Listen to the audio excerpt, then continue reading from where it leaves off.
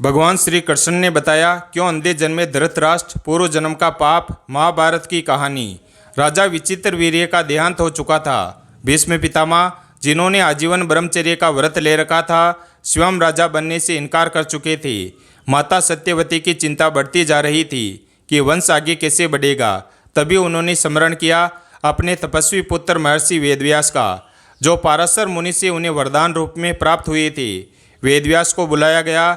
नियोग परंपरा के अनुसार उन्होंने अंबिका, अंबालिका और एक दासी के साथ संतान उत्पन्न की। अंबिका से जन्मे धृतराष्ट्र, अंबालिका से जन्मे पांडु और दासी से जन्मे विदुर।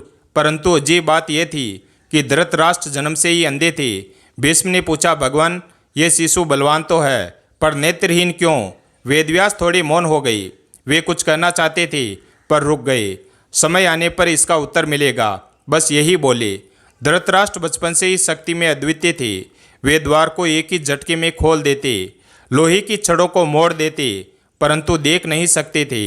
इस कारण वे न केवल भौतिक संसार से बल्कि भावनाओं से भी कुछ कुछ कटे रहते। पांडु और विदुर उनके छोटे भाई थे और तीनों का स्वभाव भिन्न था।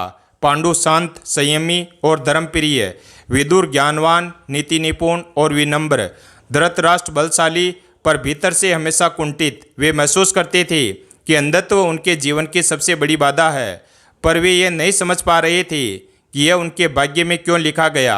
एक दिन नारद मुनि हस्तिनापुर आए। पूरी सभा में उनकी वाणी गूंज उठी, हे कुरुकुल, तुम्हारे वंश में एक महान युद्ध होगा जो धर्म और अधर्म की पराकाष्ठा होगी। सभा में सन्नाटा छा गया।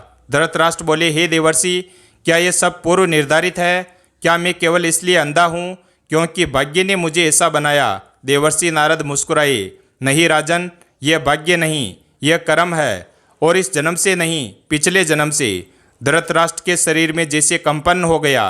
क्या मैं जान सकता हूँ? देवर्षि नारद बोले, जान सकोगे, पर जब मन पूर्ण रूप से तैयार होगा।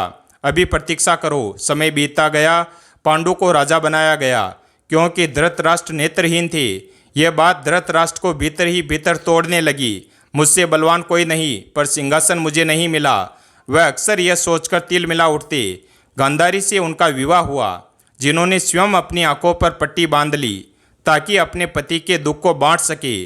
परंतु धृतराष्ट्र के भीतर की आग बुझी नहीं थी। गांधारी ने अपने पति धृतराष्ट्र के दुख को अपनाकर आजन्म अपनी आंखों पर पट्टी बांध ली थी। पूरे हस्तिनापुर में यह चर्चा थी कि एक स्त्री ने अपने पति के प्रेम में अपनी आंखों का त्याग कर दिया। गांधारी को शिव भक्त कहा जाता था। उन्होंने भगवान शिव से 100 पुत्रों का वरदान मांगा। भगवान शिव प्रसन्न हुए और कहा, तुम्हें 100 पुत्र प्राप्त होंगे, पर समय के साथ कठिन साधना करनी होगी। कुछ समय बाद गांधारी को गर्भ तो ठहरा, पर कई वर्षों तक प्रसव नहीं हुआ। एक दिन उन्हें समाचार मिला कि कुंती ने एक पुत्र को जन्म दिया है, युधिष्ठिर। यह सुनकर गांधारी को क्रोध और पीड़ा हुई। उन्होंने अपने गर्भ को जोर से पीटा। गर्भ से एक मांस का बड़ा गोला बाहर आया। वेदव्यास को बुलाया गया। उन्होंने कहा, गांधारी, यह संतान रूपी गोला है, इसे विभाजित किया जाएगा और उससे 100 पुत्र जन्म लेंगे। वेदव्यास ने उस गोले को 100 भागों में विभाजित किया और प्रत्येक को घी से भरे मटकों में रखवा दिया। कुछ महीने बाद कौरवों का जन्म हुआ। धृतराष्ट्र अब पिता थे और वह भी 100 पुत्रों के। धृतराष्ट्र ने अपने पुत्रों में सबसे अधिक प्रेम दुर्योधन से किया। उन्हें उसमें राजा जैसा तेज और युद्ध क्षमता दिखाई देती थी, परंतु वे कभी ये नहीं देख पाए कि दुर्योधन के भीतर धीरे धीरे अहंकार, ईर्ष्या और द्वेष बढ़ रहा था। विदुर कई बार समझाते कि राजन, यह मोह उचित नहीं। आप दुर्योधन के गलत कार्यों का समर्थन करके उसे अधर्म के मार्ग पर ले जा रहे हैं। परंतु धृतराष्ट्र ने हमेशा कहा, वह मेरा पुत्र है, उसे कोई भी कष्ट न हो। यही मोह, यही अंधता धृतराष्ट्र की आंखों के साथ साथ उनके विवेक को भी बंद कर चुकी थी। समय बीता। फिर जब पांडवों को लाक्षागृह में जलाने की साजिश रची गई और वे चमत्कारिक रूप से बच निकले, तब देवर्षि नारद पुनः हस्तिनापुर आए। उन्होंने सभा में धृतराष्ट्र की ओर देखा और कहा, हे कुरु नरेश, क्या आप समझते हैं कि आपके साथ जो हुआ वह केवल शरीर की दृष्टि से अंधत्व है? धृतराष्ट्र बोले, क्या आप फिर मुझे मेरे पूर्व जन्म की बात बताएंगे? देवर्षि नारद ने मुस्कुराकर सिर हिलाया और कहा, अब समय आ गया है जब तुम जान सकोगे, परंतु तुम्हें तैयार रहना होगा उस कड़वे सच को सुनने के लिए। देवर्षि नारद बोले, हजारों वर्षों पूर्व तुम एक सन्यासी थे, पर तुम्हारे भीतर अहंकार और कठोरता थी। एक दिन तुम गंगा किनारे ध्यान मग्न थे, तभी एक नन्हा सा पक्षी उड़ते हुए तुम्हारे पास आया और तुम्हारे पास बैठ गया। वह पक्षी बार बार चहचहा रहा था और तुम्हारा ध्यान भंग कर रहा था। क्रोध में आकर तुमने उसे पकड़ लिया और उसकी आंखें नोच दी। सभा में सन्नाटा छा गया। धृतराष्ट्र का चेहरा पीला पड़ गया। तुमने कहा था, जो मेरी दृष्टि में बाधा बनेगा वह इस संसार को कभी देख नहीं पाएगा। तुमने पक्षी को श्राप दे दिया, तू अंधा रहेगा जन्म भर। पर वह पक्षी उस समय तड़पता रहा और मरते मरते कह गया, मैं तो मर रहा हूँ, पर तेरे इस पाप का फल तुझे जरूर मिलेगा। अगला जन्म तेरा अंधकारमय होगा, तू जन्म से ही अंधा होगा। ऐसा कहकर उस पक्षी ने अपने प्राण त्याग दिए।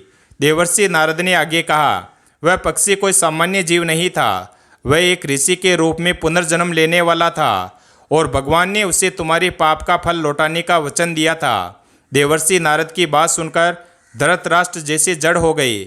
उनका चेहरा भाव शून्य हो गया। सभा में उपस्थित सभी जनों की आंखें नम थी। धृतराष्ट्र ने कांपती आवाज में कहा, तो क्या मैं इस जन्म में जो अंधा हूँ वह उस पक्षी के प्राणों की पुकार का फल है? देवर्षि नारद बोले, हाँ राजन, यही सत्य है। ईश्वर का न्याय अटल है, जो जैसा करता है वैसा ही उसे फल मिलता है। तुमने ध्यान भंग होने के कारण निर्दोष प्राणी को पीड़ा दी। उस समय तुम्हें लगा होगा कि तुम साधना कर रहे थे, पर यदि किसी की पीड़ा पर हृदय न पिघले तो वह साधना अधूरी है। धृतराष्ट्र ने पहली बार स्वयं को दोषी माना। मैंने अधर्म किया। उस पक्षी की पीड़ा की कल्पना करके भी मेरी आत्मा कांप उठती है। मैं अपने अंधत्व को अब ईश्वर का न्याय मानकर स्वीकार करता हूँ। सभा में मौन पसरा रहा। विदुर की आंखों में संतोष की एक हल्की झलक थी। शायद राजा के भीतर विवेक का बीज अंकुरित हो रहा था। श्री कृष्ण का आगमन और गीता से पहले का सत्य। महाभारत युद्ध की तैयारियां जोरों पर थी। श्री कृष्ण शांति दूत बनकर हस्तिनापुर पहुंचे। धृतराष्ट्र से मिलने के समय श्री कृष्ण ने कहा, राजन, आप इस युद्ध को रोक सकते हैं। केवल एक निष्पक्ष निर्णय की आवश्यकता है। आप दोनों पक्षों को न्याय दें, न मोह से बंधे न राग से। धृतराष्ट्र बोले, कृष्ण, मैं चाहता हूँ कि युद्ध न हो, पर मैं दुर्योधन को रोक नहीं सकता। मेरा हृदय पिता का है, पर आंखें अंधी है और विवेक भी। श्री कृष्ण मुस्कुराए। धृतराष्ट्र, आपकी आंखों की अंधता ईश्वर की योजना है, ताकि आप न्याय से डिगे नहीं। लेकिन आपने अपने भीतर की आंखों को भी बंद कर लिया।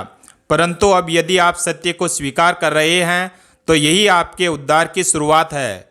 युद्ध आरंभ होने से पूर्व श्री कृष्ण ने संजय को दिव्य दृष्टि प्रदान की, ताकि वे धृतराष्ट्र को युद्ध का पूरा वृत्तांत सुना सके। धृतराष्ट्र ने संजय से कहा, संजय, युद्ध का आरंभ होने वाला है, पर एक बात बताओ, क्या तुमने कभी सोचा है मेरा जीवन ऐसा क्यों है? संजय ने धीमे स्वर में कहा, राजन, पूर्व जन्म के कर्म इस जन्म की स्थिति का निर्माण करते हैं। यह शरीर, यह परिस्थिति सब उस व्रत की तरह है जिसका केंद्र बिंदु हमारा कर्म होता है। आपके साथ जो हुआ वह कोई सजा नहीं, बल्कि शिक्षा है। धृतराष्ट्र ने सिर झुका लिया। वे अब वह नहीं थे जो पहले थे। भीतर कुछ टूट चुका था और कुछ नया बन भी रहा था। जब श्री कृष्ण ने बताया सबसे बड़ा सत्य, महाभारत का युद्ध समाप्त हुआ। धृतराष्ट्र के 100 पुत्र मारे गए। शोक से व्याकुल धृतराष्ट्र ने श्री कृष्ण से अंतिम बार पूछा, हे माधव, क्या यही जीवन है? जो भी प्यार करता है उससे बिछड़ जाता है। श्री कृष्ण ने उत्तर दिया, हे धृतराष्ट्र, जीवन एक पाठशाला है और प्रत्येक जन्म एक परीक्षा। तुमने इस जन्म में नेत्र खोए, पर अब अंत में बुद्धि के नेत्र खोल लिए। यही तुम्हारा सबसे बड़ा पुण्य है। पूर्व जन्म के कर्मों से कोई बच नहीं सकता, परंतु इस जन्म में यदि कोई आत्मा अपने पाप को स्वीकार कर ले, पश्चाताप कर ले और सत्य के मार्ग पर चलने का संकल्प कर ले, तो ईश्वर स्वयं उसके पापों को धो देते हैं। धृतराष्ट्र ने हाथ जोड़कर कहा, हे माधव, मैं अंधा था, पर आपने मुझे देखने की दृष्टि दी है। इस कथा से हमें क्या सीख मिलती है? नंबर 1, हर कार्य का फल निश्चित है, चाहे वह छोटा हो या बड़ा। नंबर 2, अहंकार, कठोरता और निर्दयता साधु को भी पथ भ्रष्ट कर सकती है। नंबर 3, सच्चा पश्चाताप ही मोक्ष का द्वार है। नंबर 4, आंखें न हो तो भी विवेक से देखा जा सकता है, पर यदि विवेक न हो तो आंखों का होना भी व्यर्थ है। नंबर 5, ईश्वर की दृष्टि में न्याय स्थायी और अटल है, पर वह करुणामयी भी है। जो अंत में पश्चाताप को स्वीकारता है। वीडियो अगर पसंद आया हो तो वीडियो को लाइक करें और हमारी चैनल शिव भक्त को सब्सक्राइब करें और अपने दोस्तों के साथ शेयर करें और कमेंट बॉक्स में जय श्री कृष्ण अवश्य लिखें। धन्यवाद।